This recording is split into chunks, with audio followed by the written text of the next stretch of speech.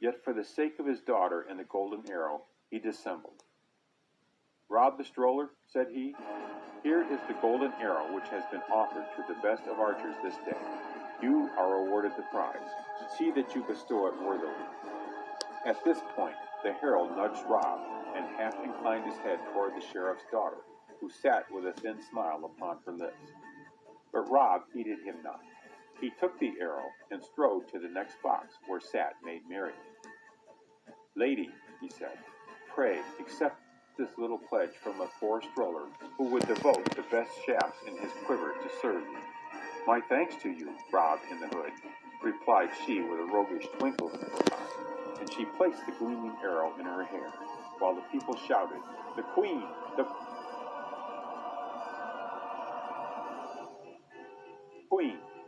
The sheriff glowered furiously upon this ragged archer who had refused his service, taken his prize without a word of thanks, and snubbed his daughter. He would have spoken, but his proud daughter restrained him. He called to his guard and bade them watch the beggar. But Rob had already turned swiftly, lost himself in the throng, and headed straight for the town gate.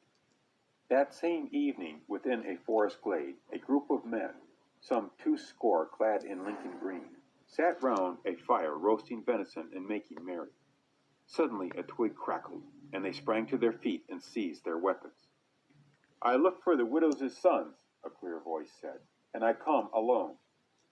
Instantly the 3 men stepped forward.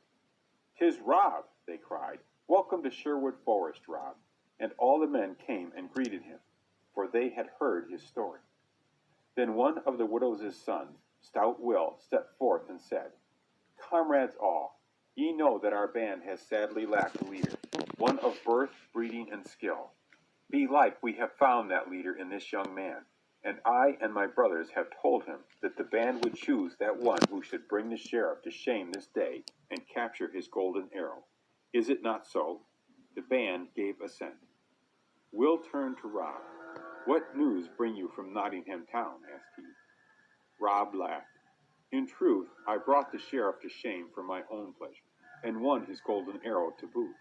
But as to the prize, ye must e'en take my word, for I bestowed it upon a maid." And seeing the men stood in doubt at this, he continued, "But I'll gladly join your band, and you take me as a common archer, for there are others older and mayhap more skilled than I." Then stepped one forward from the rest, a tall, swarthy man, and Rob recognized him as the man with the green blinder. Only this was now removed, and his freed eye gleamed as stoutly as the other one. "Rob in the Hood, for such the lady called you," said he. "I can vouch for your tale. You shamed the sheriff even as I had hoped to do, and we can forego the golden arrow since it is in such fair hands. As to your shooting and mine, we must let future days decide. But here I, Will Stuteley, declare that I will serve none other chief save only you." Then good Will Stuteley told the outlaws of Rob's deeds, and gave him his hand of fealty. And the widow's sons did likewise, and the other members every one right gladly, because Will Stuteley had heretofore been the truest beau in all the company. And they toasted him in nut-brown ale, and hailed him as their leader, by the name of Robin Hood. And he accepted that name because Maid Marian had said it. By the light of the campfire, the band exchanged signs and passwords. They gave Robin Hood a horn upon which he was to blow to summon them. They swore also that while they might take money and goods from the unjust rich, they would aid and befriend the poor and the helpless, and that they would harm no woman, be she maid, wife, or widow. They swore all this with solemn oaths, while they feasted about the ruddy blaze under the greenwood tree. And that is how Robin Hood became an outlaw.